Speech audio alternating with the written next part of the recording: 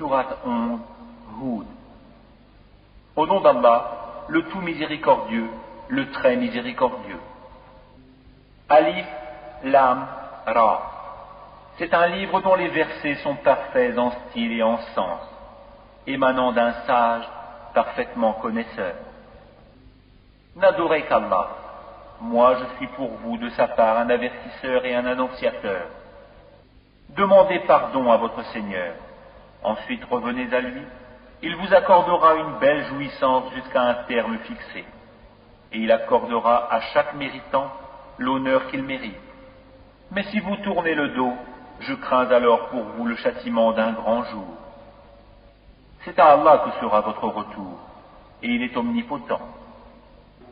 Et quoi? Ils replient leur poitrine afin de se cacher de lui?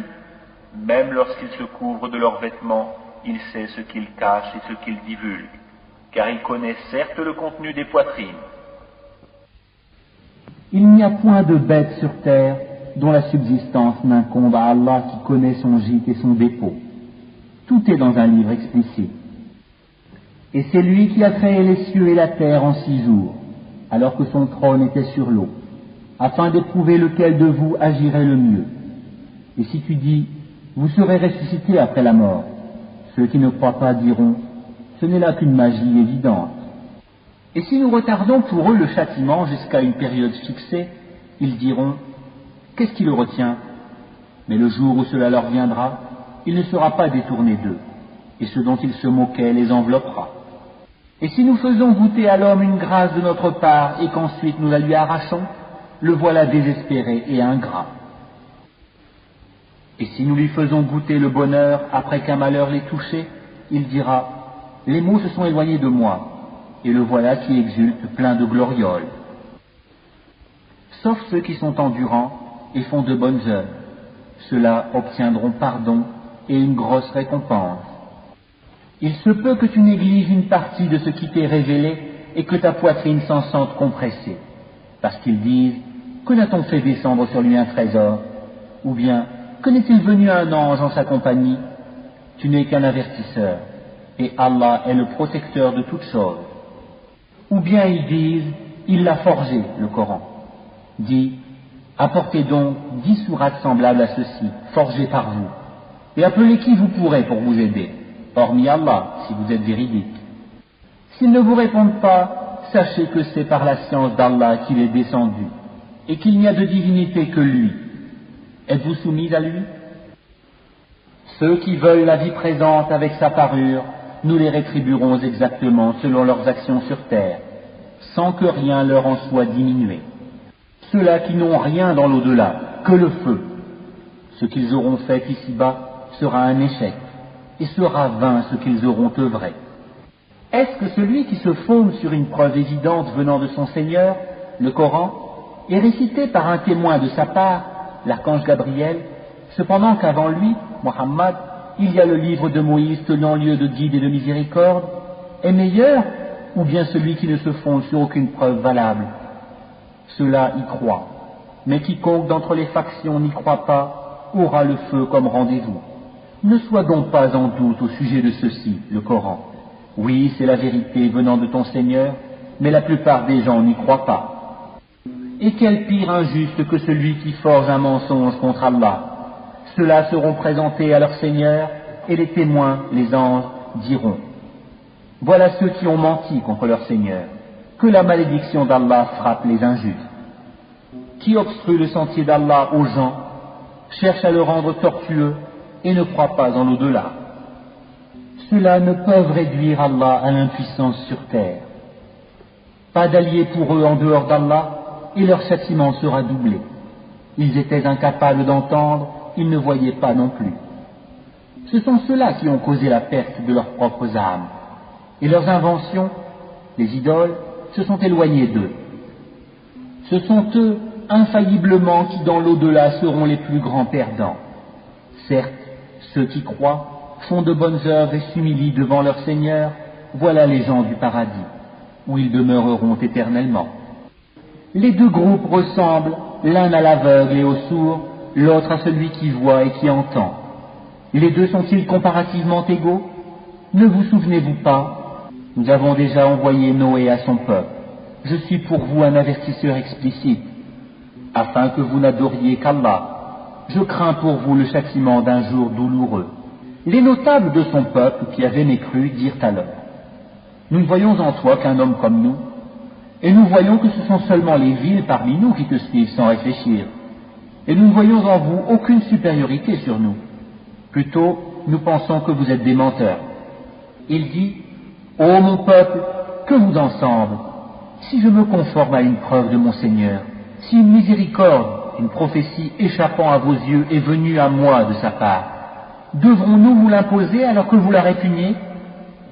Ô mon peuple, je ne vous demande pas de richesse en retour.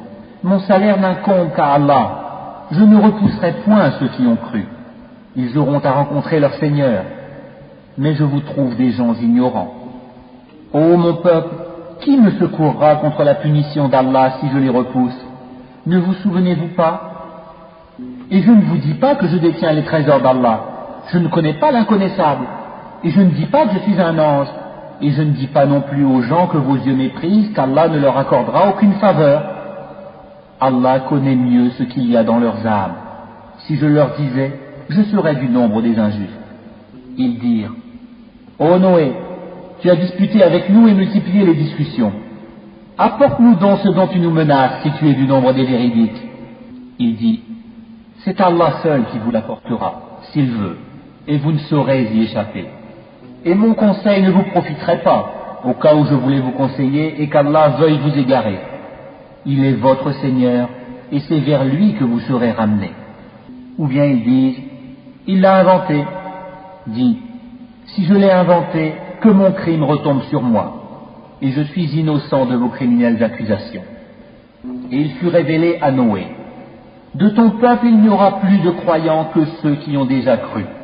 Ne t'afflige pas de ce qu'ils faisaient, et construis l'arche sous nos yeux, et d'après notre révélation. Et ne m'interpelle plus au sujet des injustes, car ils vont être noyés. Et il construisait l'arche, et chaque fois que des notables de son peuple passaient près de lui, il se moquait de lui.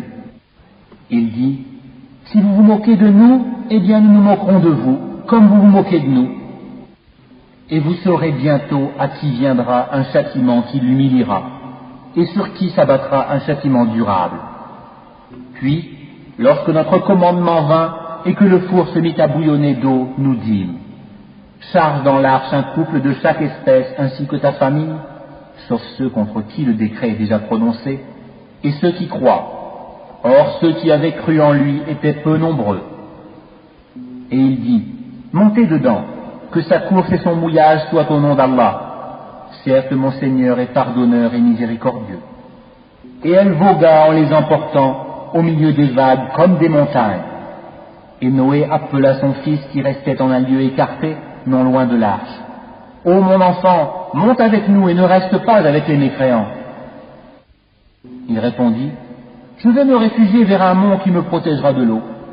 Et Noé lui dit: Il n'y a aujourd'hui aucun protecteur contre l'ordre d'Allah. Tous périront, sauf celui à qui il fait miséricorde. Et les vagues s'interposèrent entre les deux, et le fils fut alors du nombre des noyés. Et il fut dit: Ô terre, absorbe ton eau, et toi, ciel, cesse de pleuvoir. L'eau baissa, l'ordre fut exécuté, et l'arche s'installa sur le Djoudi. Et il fut dit: Que disparaissent les gens pervers. Et Noé invoqua son Seigneur et dit: Ô mon Seigneur, certes mon fils est de ma famille, et ta promesse est vérité. Tu es le plus juste des juges. Il dit: Ô Noé, il n'est pas de ta famille, car il a commis un acte infâme. Ne me demande pas ce dont tu n'as aucune connaissance. Je t'exhorte afin que tu ne sois pas du nombre des ignorants. Alors Noé dit: Seigneur, je cherche ta protection contre toute demande de ce dont je n'ai aucune connaissance. Et si tu ne me pardonnes pas et ne me fais pas miséricorde, je serai au nombre des perdants.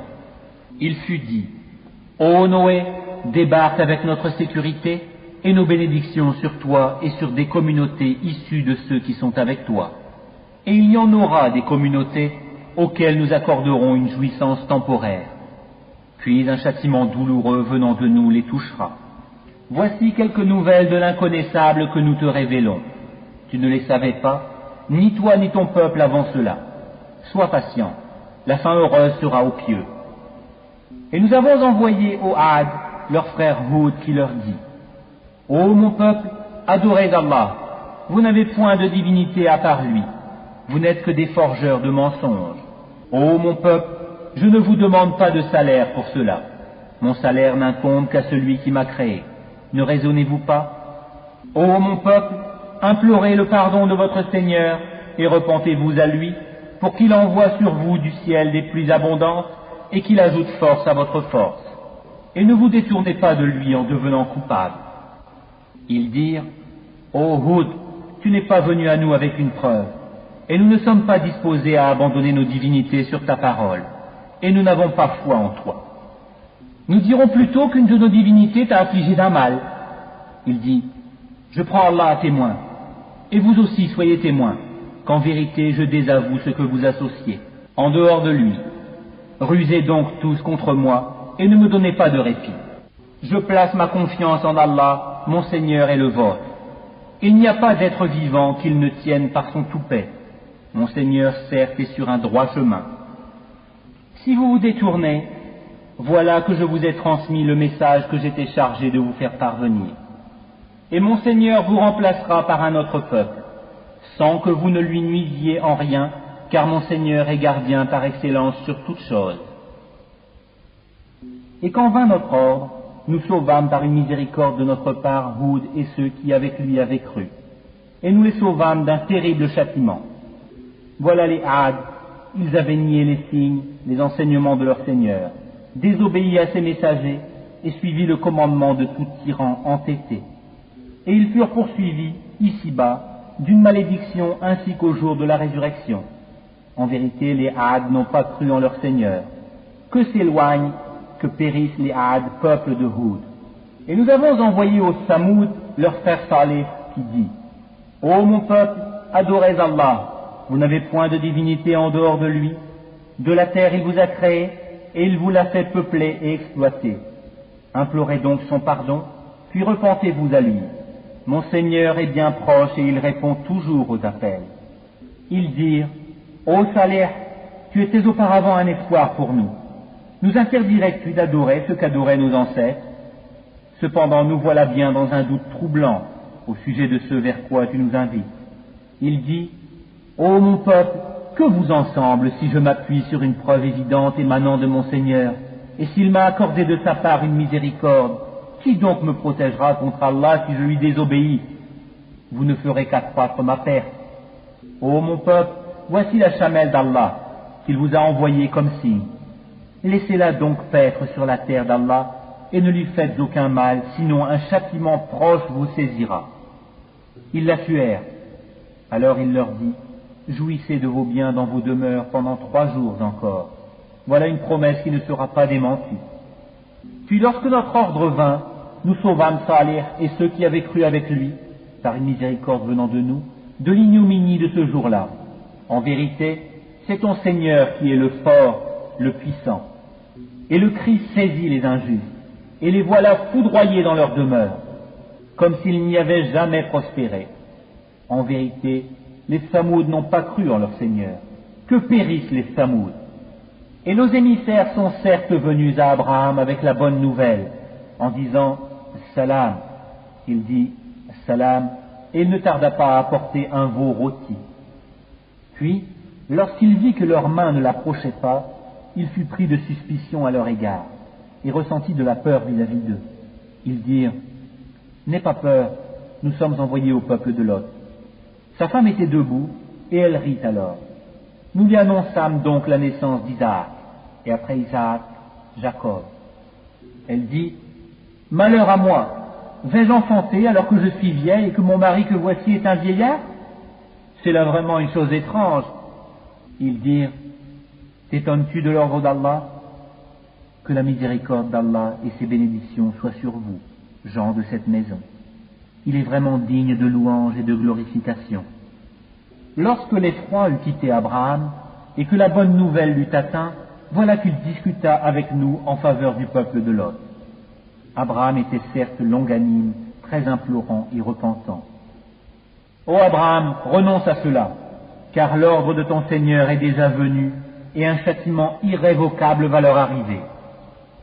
Et quand nos émissaires, les anges, vinrent à Lot, il fut chagriné pour eux, et on éprouva une grande gêne. Et il dit, voici un jour terrible. Quant à son peuple, ils vinrent à lui accourant. Auparavant, il commettait des mauvaises actions. Il dit, ô mon peuple, voici mes filles, elles sont plus pures pour vous. Craignez Allah donc, et ne me déshonorez pas dans mes hôtes. N'y a-t-il pas parmi vous un homme raisonnable? Ils dirent, tu sais très bien que nous n'avons pas de droit sur tes filles, et en vérité tu sais bien ce que nous voulons. Il dit, ah, si j'avais de la force pour vous résister, ou bien si je trouvais un appui solide. Alors les hôtes dirent, ô Lot, nous sommes vraiment les émissaires de ton Seigneur, ils ne pourront jamais t'atteindre. Pars avec ta famille à un moment de la nuit, et que nul d'entre vous ne se retourne en arrière, exception faite de ta femme, qui sera atteinte par ce qui frappera les autres. Ce qui les menace s'accomplira à l'aube. L'aube n'est-elle pas proche? Et lorsque vint notre ordre, nous renversâmes la cité de fond en comble, et firent pleuvoir sur elle en masse des pierres d'argile, succédant les unes aux autres, portant une marque connue de ton Seigneur, et elles, ces pierres, ne sont pas loin des injustes. Et nous avons envoyé aux Madian leur frère Shuaïb qui leur dit, ô mon peuple, adorez Allah, vous n'avez point de divinité en dehors de lui, et ne diminuez pas les mesures et le poids. Je vous vois dans l'aisance, et je crains pour vous, si vous ne croyez pas, le châtiment d'un jour qui enveloppera tout. Ô mon peuple, faites équitablement pleine mesure et plein poids. Ne dépréciez pas aux gens leur valeur, et ne semez pas la corruption sur terre. Ce qui demeure auprès d'Allah est meilleur pour vous, si vous êtes croyants, et je ne suis pas un gardien pour vous. Ils dirent, ô Shuaïb, est-ce que ta prière te demande de nous faire abandonner ce qu'adoraient nos ancêtres, et de ne plus faire de nos biens ce que nous voulons? Est-ce toi l'indulgent, le droit? Il dit, ô mon peuple, voyez-vous si je me base sur une preuve évidente émanant de mon Seigneur, et s'il m'attribue de sa part une excellente donation? Je ne veux nullement faire ce que je vous interdis. Je ne veux que la réforme, autant que je le puis, et ma réussite ne dépend que d'Allah. En lui je place ma confiance, et c'est vers lui que je reviens repentant. Ô mon peuple, que votre répugnance et votre hostilité à mon égard ne vous entraînent pas à encourir les mêmes châtiments qui atteignirent le peuple de Noé, le peuple de Houd ou le peuple de Salih, et l'exemple du peuple de Lot n'est pas éloigné de vous. Et implorez le pardon de votre Seigneur, et repentez-vous à lui. Mon Seigneur est vraiment miséricordieux et plein d'amour. Ils dirent, ô Shuaïb, nous ne comprenons pas grand-chose à ce que tu dis, et vraiment nous te considérons comme un faible parmi nous. Si ce n'est ton clan, nous t'aurions certainement lapidé, et rien ne nous empêche de t'atteindre. Il dit, ô mon peuple, mon clan est-il à vos yeux plus puissant qu'Allah à qui vous tournez ouvertement le dos? Mon Seigneur embrasse en sa science tout ce que vous œuvrez. Ô mon peuple, agissez autant que vous voulez. Moi aussi j'agis. Bientôt vous saurez sur qui tombera un châtiment qui le déshonorera, et qui de nous est l'imposteur. Et attendez la conséquence de vos actes. Moi aussi j'attends avec vous. Lorsque vint notre ordre, nous sauvâmes par une miséricorde de notre part Shuaïb et ceux qui avaient cru avec lui. Et le cri terrible saisit les injustes, et ils gisèrent dans leur demeure, comme s'ils n'y avaient jamais prospéré, que les Madians s'éloignent comme les Samouds se sont éloignés. À Pharaon et ses notables, mais ils suivirent l'ordre de Pharaon, bien que l'ordre de Pharaon n'avait rien de sensé. Il précédera son peuple au jour de la résurrection. Il les mènera à l'aiguade du feu. Et quelle détestable aiguade! Et ils sont poursuivis par une malédiction ici-bas et au jour de la résurrection. Quel détestable don leur sera donné! Cela fait partie des récits que nous te racontons, Muhammad, concernant des cités. Les unes sont encore debout, tandis que d'autres sont complètement rasées. Nous ne leur avons fait aucun tort, mais ils se sont fait du tort à eux-mêmes. Leur divinité, qu'ils invoquaient en dehors d'Allah, ne leur ont servi à rien, quand l'ordre, le châtiment de ton Seigneur fut venu. Elles n'ont fait qu'accroître leur perte. Telle est la rigueur de la prise de ton Seigneur quand il frappe les cités lorsqu'elles sont injustes. Son châtiment est bien douloureux et bien dur. Il y a bien là un signe pour celui qui craint le châtiment de l'au-delà. C'est un jour où les gens seront rassemblés, et c'est un jour solennel, attesté par tous. Et nous ne le retardons que pour un terme bien déterminé. Le jour où cela arrivera, nulle âme ne parlera qu'avec sa permission, celle d'Allah. Il y aura des damnés et des heureux. Ceux qui sont damnés seront dans le feu, où ils auront des soupirs et des sanglots, pour y demeurer éternellement tant que dureront les cieux et la terre, à moins que ton Seigneur en décide autrement, car ton Seigneur fait absolument tout ce qu'il veut. Et quant aux bienheureux, ils seront au paradis, pour y demeurer éternellement tant que dureront les cieux et la terre, à moins que ton Seigneur n'en décide autrement. C'est là un don qui n'est jamais interrompu. Ne sois donc pas en doute au sujet de ce que ceux-là adorent. Ils n'adorent que comme leurs ancêtres adoraient auparavant. Et nous leur donnerons la totalité de leur part, sans en rien retrancher. Et nous avons déjà donné à Moïse le livre. Il y eut des divergences à son sujet. S'il n'y avait pas un décret préalable de la part de ton Seigneur, tout aurait été décidé entre eux. Et ils sont à son sujet pleins d'un doute troublant. Très certainement, ton Seigneur fera leur pleine rétribution à tous pour leurs œuvres. Il est parfaitement connaisseur de ce qu'ils font. Demeure sur le droit chemin, comme il t'est commandé, ainsi que ceux qui sont revenus à Allah avec toi. Et ne commettez pas d'excès, car vraiment il observe ce que vous faites. Et ne vous penchez pas vers les injustes, sinon le feu vous atteindrait. Vous n'avez pas d'allié en dehors d'Allah, et vous ne serez pas secourus. Et accomplis la salat, l'office de prière, aux deux extrémités du jour et à certaines heures de la nuit. Les bonnes œuvres dissipent les mauvaises. Cela est une exhortation pour ceux qui réfléchissent. Et sois patient, car Allah ne laisse pas perdre la récompense des gens bienfaisants. Si seulement il existait, dans les générations d'avant vous, des gens vertueux qui interdisent la corruption sur terre. Hélas, il n'y en avait qu'un petit nombre que nous sauvâmes, alors que les injustes persistaient dans le luxe exagéré dans lequel ils vivaient, et ils étaient des criminels. Et ton Seigneur n'est point tel à détruire injustement des cités dont les habitants sont des réformateurs. Et si ton Seigneur avait voulu, il aurait fait des gens une seule communauté. Or, ils ne cessent d'être en désaccord entre eux. Sauf ceux à qui ton Seigneur a accordé miséricorde. C'est pour cela qu'il les a créés. Et la parole de ton Seigneur s'accomplit. Très certainement, je remplirai l'enfer de djinns et d'hommes, tous ensemble. Et tout ce que nous te racontons des récits des messagers, c'est pour en raffermir ton cœur. Et de ceci t'est venue la vérité, ainsi qu'une exhortation et un rappel aux croyants. Et dis à ceux qui ne croient pas, œuvrez autant que vous pouvez. Nous aussi nous œuvrons. Et attendez, nous aussi nous attendons. À Allah appartient l'inconnaissable des cieux et de la terre, et c'est à lui que revient l'ordre tout entier. Adore le don et place ta confiance en lui. Ton Seigneur n'est pas inattentif à ce que vous faites.